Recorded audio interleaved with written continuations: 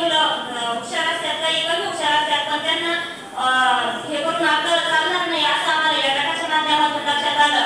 कारण की आपण आपल्या मुलांना ज्या पद्धतीने हे करता शिकवता येईल त्या पद्धतीने हळूहळू शिकवलं तर तो नक्कीच पुढे जातो. या गटाच्या माध्यमातून आम्हाला लक्षात आलं आमच्या मुलांमध्ये झालेला बदल आणि आमच्या मुलांमध्ये आमच्या मुलांसोबत एक तास घालवतो त्याचा खूप आनंद होतो आम्हाला. कारण की बऱ्याचशा ऍक्टिव्हिटीज आम्ही आमच्या मुलांना या गटाच्या माध्यमातून शिकवतो आणि आमच्या मुलांमध्ये आलेला आम्हाला अनुभव ज्यांचे, कारण की इंग्रजी वाचन, मराठी वाचन, बऱ्याचशा अशा गोष्टी आहेत त्या आम्हाला कळाल्या की या गटाच्या माध्यमातून आम्ही त्यांचे घेत असताना लक्षात आलं.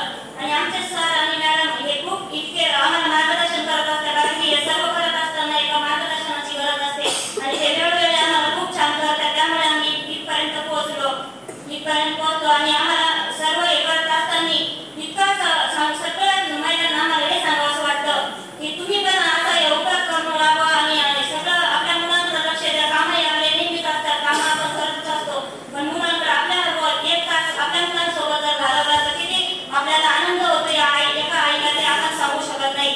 आणि प्रत्येक गोष्ट आपण ज्या म्हणजे शिक्षण क्षेत्रात गेलो तर आपल्याला वेगवेगळी माहिती मिळते. बाहेर गेल्यानंतर बाहेरचं जग कळतं हे आम्हाला या गटाच्या माध्यमातून कळालं. आणि आम्ही सर्व या गटात एक वेळेस मिटिंग घेत असताना आमच्या देखील सरांनी आम्हाला सांगितलं की श्यामच्याई हे पुस्तक तुम्ही घ्या आणि वाचा. आम्ही अगोदर विचार पण केला नव्हता आणि त्या पुस्तकापर्यंत आम्ही पोहोचू शकलो नसतो, कारण की आम्ही या मीटिंगमध्ये नसतो गेलो तर ते पुस्तक घेतलं. खरंच खूप छान आहे ते पुस्तक. एका आईचं आणि मुलाचं कसं नातं असावं त्या पुस्तकाच्या माध्यमातून कळालं. आणि मुलांना पण वाटलं, मुलांनाही कळालं की आई काय करू शकते आपल्यासाठी.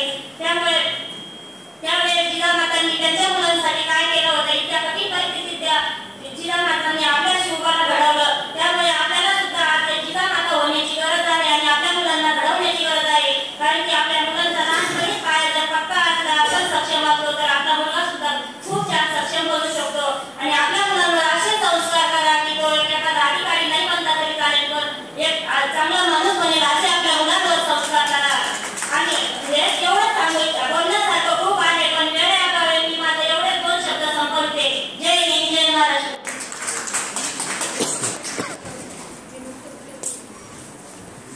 नक्कीच खूप सुंदर असा संदेश देऊन गेले आहे त्या ताई.